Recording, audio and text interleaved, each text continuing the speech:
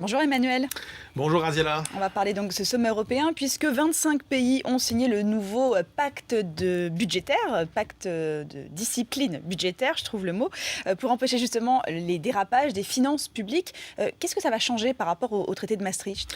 C'est vrai que ce traité de Maastricht qui allait fêter ses 20 ans, il a quand même bien vieilli et il a mal vieilli puisque il était composé de tout un tas de faiblesses criantes qui ont abouti à ce que finalement il ne soit jamais respecté, puisque si on prend la seule règle des déficits publics, il ne fallait pas que les déficits dépassent 3% du PIB chaque année, eh bien il n'y a que la Finlande et le Luxembourg qui ont respecté ces règles tout le temps. Tous les autres pays ont enfreint ces règles et encore plusieurs années de suite. On ne parle pas des Grecs qui ont jamais respecté les critères et qui ont menti sur leurs chiffres, mais même l'Allemagne par exemple a souvent plusieurs années n'a pas respecté ces règles. Alors pourquoi on en est arrivé là ? D'abord parce que il n'y avait aucune incitation à réduire les déficits en période de croissance. C'est-à-dire que quand il y avait de la croissance, on ne disait pas il faudrait au moins que les déficits soient réduits de temps. Non, c'était la barre des 3%. Et puis parce qu'il n'y avait pas de sanctions, les sanctions n'ont jamais été appliquées,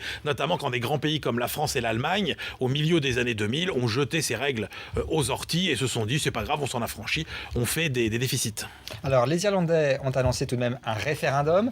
Qu'est-ce qui se passe si jamais ils disaient non ? Les Irlandais et les référendums en Europe, c'est un vrai cauchemar pour tous les dirigeants européens.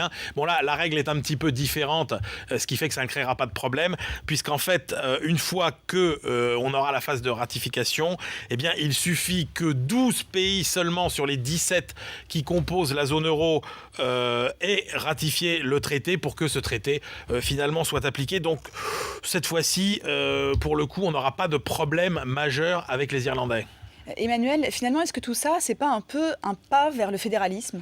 Incontestablement, on était vraiment dans cette crise européenne, on a montré qu'on s'était arrêté au milieu du gué dans la création de l'Union monétaire. On a fait une banque centrale européenne, on a eu la crise et on s'est aperçu qu'on n'avait pas le deuxième pilier, la gouvernance économique. Donc il y avait deux solutions, soit on casse tout, chacun revient à sa monnaie nationale sur la rive de départ, soit on continue à traverser cette rivière pour arriver à une rive plus fédérale, et effectivement c'est le cas, puisque les pays qui respecteront les règles de ce nouveau pacte pourront bénéficier de la solidarité financière commune, sauf évidemment les pays qui n'auront pas ratifié. Ce sera le cas de l'Irlande. Si elle n'a pas ratifié, elle n'empêchera pas les autres de le faire, mais elle ne pourra pas bénéficier de la solidarité des autres pays qui sont un petit peu le début d'Eurobonds que beaucoup appellent de leur volonté.